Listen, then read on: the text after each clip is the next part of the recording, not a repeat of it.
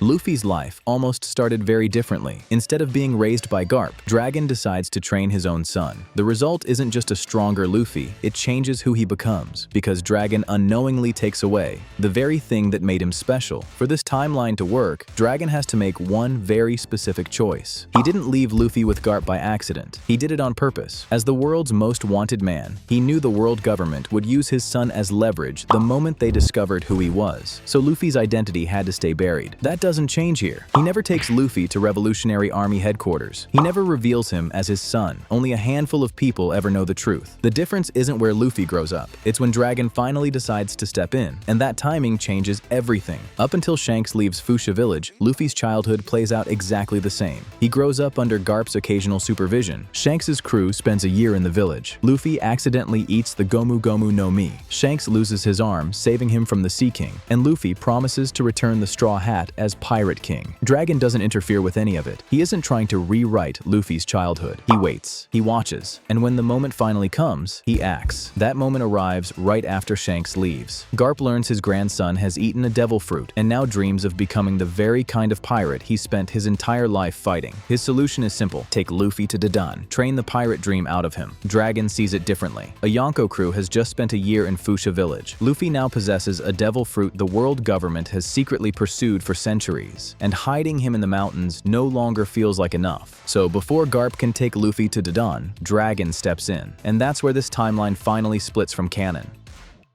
Dragon's influence shapes every part of Luffy's childhood, but Garp isn't completely out of the picture. He's still Dragon's father. He still checks in on Luffy from time to time. He's no longer the main influence, and that changes Luffy's foundation. Garp's way of raising him was controlled violence: beat him, yell at him, throw him into danger, and hope toughness sinks in by accident. That isn't really training. It's blunt force conditioning. Dragon is the opposite: calm, deliberate, almost frustratingly patient. He is a planner. He thinks in decades, not days, and he would raise Luffy the same way he builds the Revolutionary Army: slowly, methodically, with no wasted movement. Dragon understands something Garp never fully grasped. Raw toughness isn't what keeps someone alive on the Grand Line. Skill and haki will, and complete control over a body transformed by a devil fruit. So, the training shifts. It is no longer about getting hit until Luffy stops flinching, but about proper footwork, reading an opponent before they move, building haki sensitivity from a young age, instead of stumbling into it through trauma years later. And because Dragon trained Sabo in Ryusoken, he already knows how to shape a child into a precise fighter, not just a tough one. That's a massive change. Luffy doesn't have to wait until the 2-year time skip to seriously understand haki. He starts developing it from the age of 7. Observation, armament, conquerors, all three begin years earlier, and the moment Conqueror's haki surfaces, Dragon knows exactly what it is, the same way Shanks recognized it when Luffy knocked out a room full of pirates as a kid.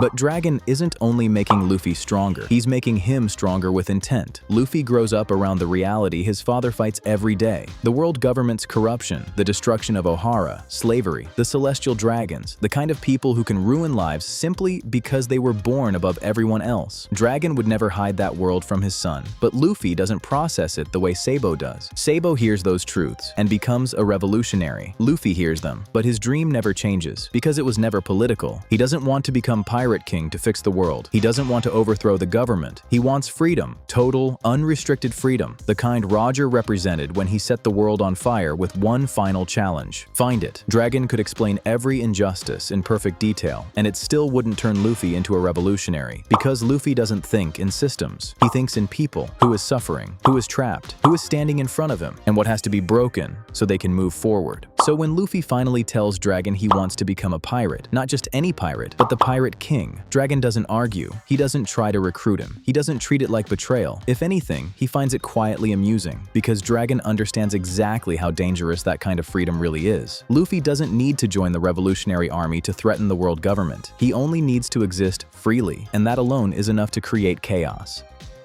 But the biggest consequence isn't Luffy. It's what happens to Ace and Sabo. Ace's story barely changes. Luffy leaves Fuchsia after the age of 7. Ace grows up exactly as he would always have. Their brotherhood never forms as children, because in this version, they simply never meet. Sabo is different. His entire future depends on one thing: his amnesia. After the Celestial Dragon destroys his ship, he loses his memories and doesn't get them back until news of Ace's death reaches the world. That means Luffy and Sabo can never meet meet as children. One meeting changes everything, so Dragon keeps them separated. After rescuing Sabo, he raises him at Baltigo, visible, known, and trained among the Revolutionary Army. Luffy grows up somewhere else entirely, an unnamed island, off the grid, hidden from almost everyone. Dragon is raising both of his sons at the same time, while making sure neither one knows the other exists, and that might be the cruelest part of this timeline. Two brothers who never got to become brothers, shaped by the same hand, worlds apart, completely unaware of each other. By the time Luffy is a teenager, the result is obvious. He is not the raw, undisciplined boy who once left Fuchsia Village. This Luffy has been trained for nearly a decade by someone operating near the top of the world. His technique is sharper, his instincts are cleaner. His haki develops years earlier. Conqueror's haki is no longer accidental. Armament becomes a baseline skill, not something he has to learn out of desperation later. And his observation is sharp enough that attacks that once caught him off guard barely surprise him at all. By the time he finally sets out to sea, he's already become the fighter Dragon spent years shaping him into. But strength is only half the story.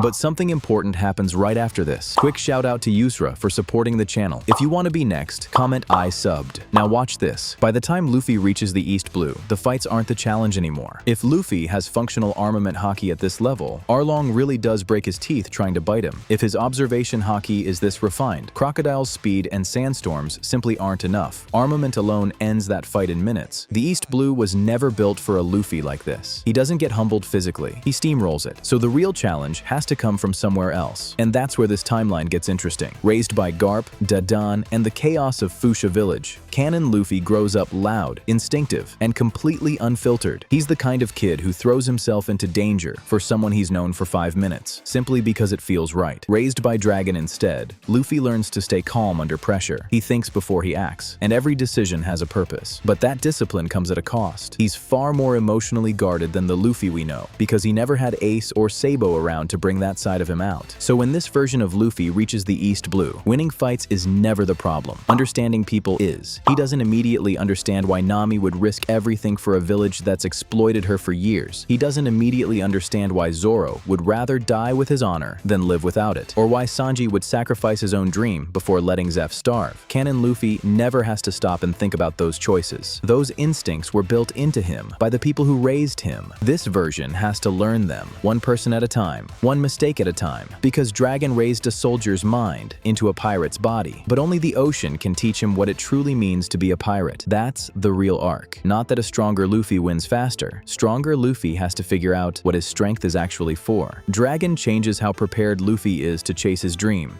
He never changes the dream itself, because that dream was never about politics. It was always about freedom. Would this version of Luffy still end up with the Straw Hats we know? Or would Dragon's influence change the crew that changes him? Let me know what you think in the comments. If Dragon's influence changes the crew, who do you think joins first? Check the pinned comment to see my theory. If you enjoyed this timeline, don't forget to check out the next one. See you there.